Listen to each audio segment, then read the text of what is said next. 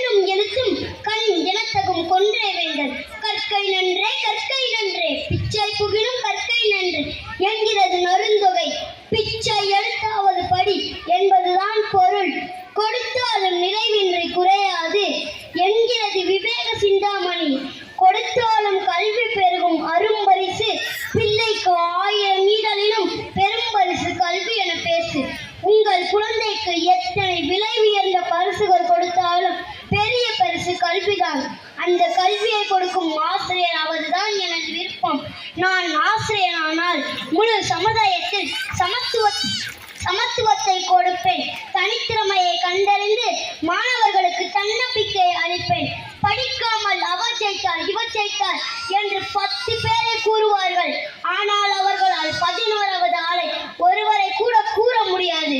கல்வியால் உயர்ந்தவர் பல லட்சம் பேர் இருக்கிறார்கள்.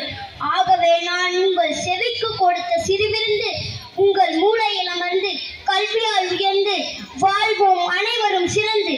நன்றி, வணக்கம்.